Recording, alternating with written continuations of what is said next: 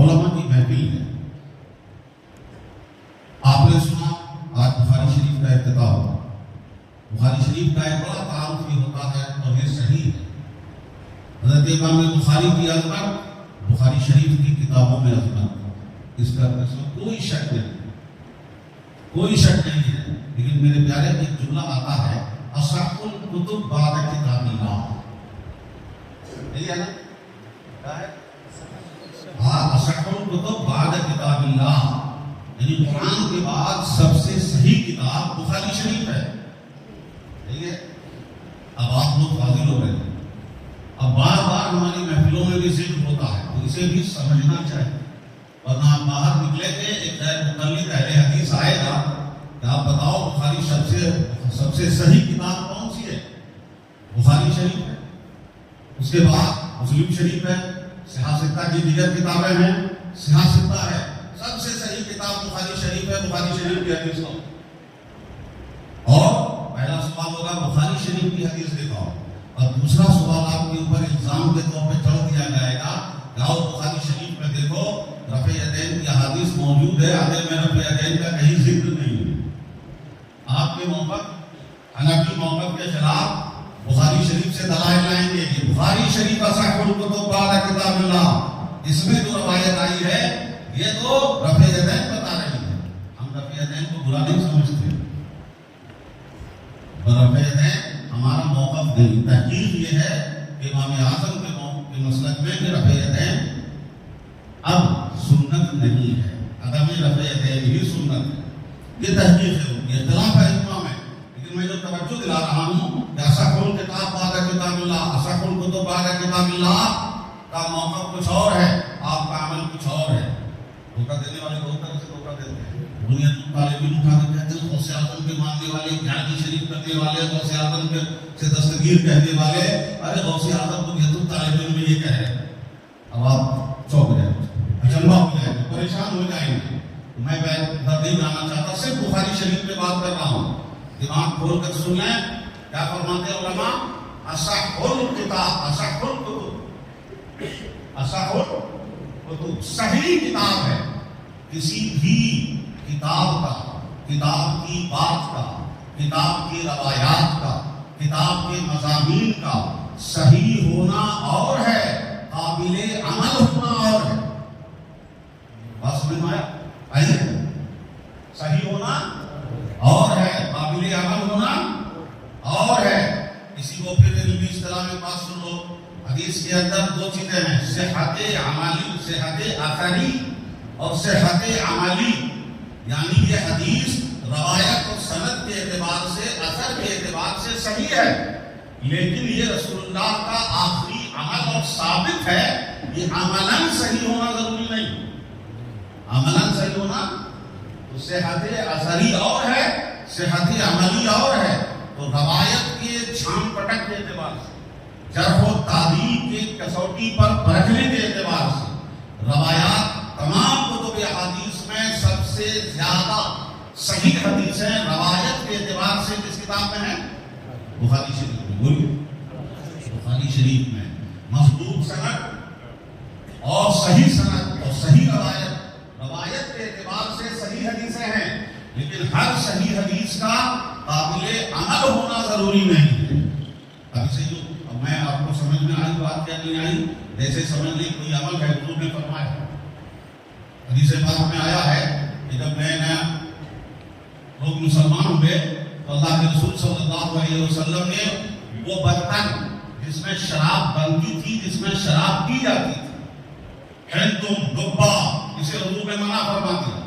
وہ آج دیہاتوں میں دیکھتے وہ کدو سوکھ جاتا ہے نا، تو سوکھے کدو کی بیج نکال دیں تو وہ ایک برتن بن جاتا ہے، اس میں لوگ لٹکا دیتے ہیں، سرکہ رکھ کر یا کوئی چیز رکھ کر استعمال کیا جاتا ہے. توئی ہے، کدو ہے، یہ سب سوکھنے کے بعد برتن کی شکل اختیار کر لیتے ہیں.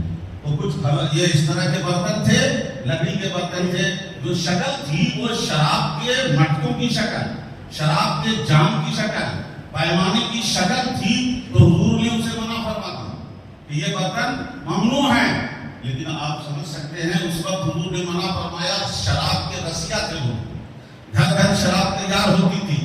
شراب پیتے تھے تو شراب کے سے دور کرنے کے لیے، شراب سے متنفر کرنے کے لیے، بلکہ اسے بھلانے کے لیے حضور نے صرف شراب نہیں، شراب بنانے والی جس برتن میں بنائی جائے وہ برتن، جس میں پی جائے وہ اس برتن کی شکل، اسے بھی حضور نے منع فرمایا، آپ نے اس کا بھی استعمال نہیں کرنا ہے۔ لیکن کیا آج شریعت میں وہ برتن استعمال کرنا ناجائز ہے؟ نہیں ہے۔ تو اب وہ حدیث آئے کہ حضور نے خنتم اور دبا کو منع فرما دیا تھا، مسلمانوں کو، ایمان والوں کو روک دیا کہ نہیں پینا، اس میں کھانا پینا نہیں، اس برتن کا استعمال نہیں کرنا ہے۔ یہ حدیث آئے گی، حدیث صحیح ہے یا غیب ہے؟